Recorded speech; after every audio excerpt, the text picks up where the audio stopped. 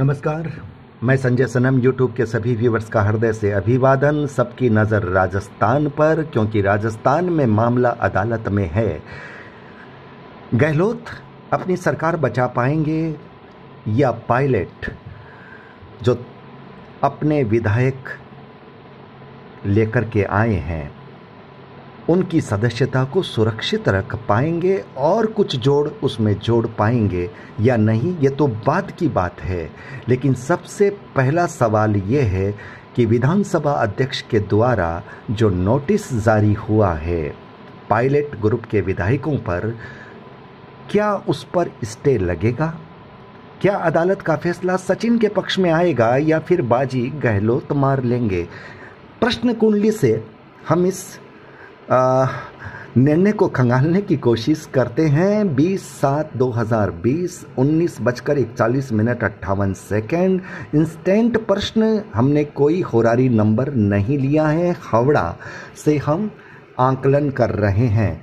राशि कुंडली बनी है, शनि है लगन में, मकर का वक्री है, बृहस्पति 12वें भाव में वक्री है। और ये पहली बात है, ये सचिन का घर है क्योंकि हमारा प्रश्न सचिन से जुड़ा हुआ है। और जब 7वें भाव में हम देखते हैं तो वहाँ करक लगन है, वो अशोक गहलोत का है, जहाँ पर सूर्य और चंद्र यानी चंद्रमा अपनी उच्च स्थिति के साथ है। लेकिन चंद्रमा 2 अंश पर है, सूर्य 4 अंश पर है, तो बहुत ज़्यादा फर्क नहीं है। चलिए हम सबसे पहले तो ये कहेंगे कि लगन में शनि है, वक्रीय है। और वक्रीय शनि, वैसे भी शनि देर करता है, वक्रीय शनि है तो और देरी भी हो सकती है। अगर भाव 1 एसेंडेंट यानी सचिन पायलट का लगन देखें, नक्षत्र रूप नक्षत्र देखें तो वेनस, मून, सैटर्न और गुरु यानी सब लॉर्ड गुरु है और गुरु भी वक्रीय है। पहली नज़र में आप कहेंगे तो सचिन पायलट के हाथ से गेम निकलता हुआ। और 7वें भाव को अगर हम देखेंगे, 7वें भाव को देखेंगे तो साहब 7वें भाव में चंद्र है, बुध है, चंद्र है। पहली नज़र में देखा जाए भाव की स्थिति पर तो सचिन अशोक गहलोत की स्थिति मजबूत, लेकिन जो दिखता है अक्सर वो होता नहीं है। अंदर की बात अगर हम करें तो चंद्रमा मन का कारक, चंद्रमा गुरु राहु बुध दे रहा है जो कि 7वें भाव का लॉर्ड भी है। और गुरु राहु बुध की जब हम बात करें तो साहब बुध और राहु सचिन के 6th भाव में आ रहा है, विनिंग में आ रहा है। राहु और बुध 11th में भी आ रहा है, यानी ये गेम चंद्रमा सचिन के पक्ष में कर रहा है। लेकिन अगर हम 7वें भाव यानी इनका चंद्रमा क्या कहता है, अगर मैं इनकी कुंडली को रोटेट करूं, 7वें भाव से करूं, 7वें भाव को अगर मैं देखता हूं तो सूर्य और चंद्रमा भाव कुंडली में 12वें भाव में चले जाते हैं, जो कि अशोक कुंडली के लगन में दिख रहे थे। भाव कुंडली में 12वें भाव में चले जाते हैं। गुरु और शनि निश्चित रूप से 6th भाव में आते हैं, गुरु और शनि 6th भाव में आते हैं, जो कि विनिंग का भाव बनता है। राशि कुंडली के हिसाब से जरूर बुध और राहु 12वें भाव में जा रहे हैं, जो सचिन अशोक गहलोत के विपक्ष में जा रहे हैं। लेकिन भाव कुंडली से बुध और राहु 11th भाव में जा रहे हैं, यानी बुध और राहु जो सचिन को फायदा दे रहे हैं वो कहीं ना कहीं कसपल में जाकर के फायदा अशोक गहलोत को भी दे रहे हैं।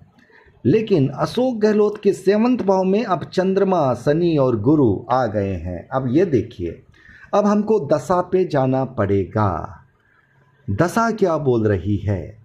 21 तारीख को जो दशा है, गुरु राहु बुध राहु सूर्य। अब देखिए राहु का बड़ा प्रबल योग है, महादशानाथ बृहस्पति है। बृहस्पति अगर न्यूट्रल ना हो सचिन के लिए तो बृहस्पति कोई गलत इफेक्ट विशेष नहीं करेंगे। अंतरदशा राहु बुध राहु सूर्य और सूक्ष्म अंतर जो है वो एकदम रिजल्ट लाएगा। हम सूर्य की तरफ चलते हैं। सूर्य अशोक गहलोत के 12वें भाव में चला जा रहा है और सचिन के 7वें भाव में बैठा है, यानी अपोजिशन के हाउस में बैठा है।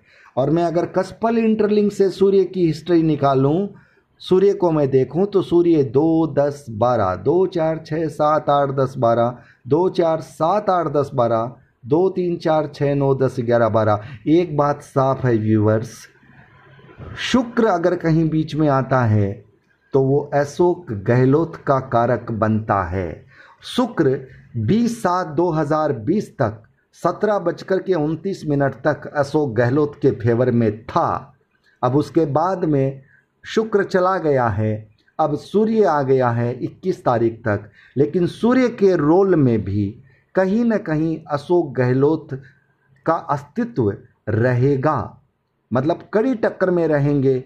3:51 तक अशोक गहलोत और सचिन पायलट के बीच में ज़बरदस्त जंग रहेगी, 50-50 का मामला रहेगा। लेकिन 3:51 के बाद में अगर अदालत का निर्णय आने में 3:51 के बाद में समय लगता है तो समझ लीजिए कि सचिन पायलट ने ये जंग जीत ली है। हाँ जी, गुरु राहु बुध राहु चंद्र आ गए हैं और चंद्र साफ बोल रहा है गुरु राहु बुध यानी 6th भाव जिंदा हो गया है सचिन पायलट का। विनर बन जाएंगे सचिन पायलट।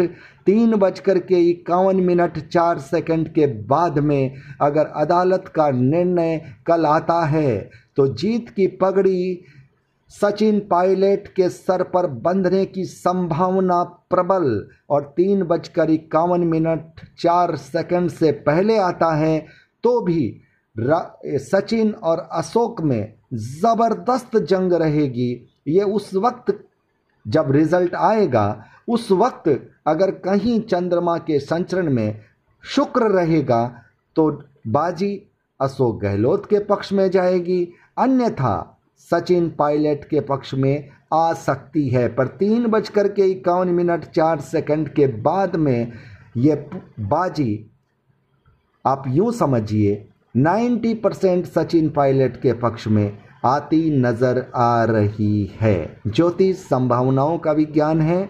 हम गारंटेड बात चाहे हमें कितनी भी लगे हम नहीं कहेंगे, वो विधाता के हाथ में है। देखना ये है कल रिजल्ट कब आता है और परिणाम क्या रहता है। व्यूअर्स बहुत बहुत आभार, नमस्कार। मैं स्क्रीन शेयर करूंगा अपने वीडियो में, वो आप देखिएगा। और कल तक इंतज़ार कीजिएगा। चैनल पर अगर नए आए हैं तो सब्सक्राइब करना मत भूलिएगा। बहुत बहुत आभार, नमस्कार।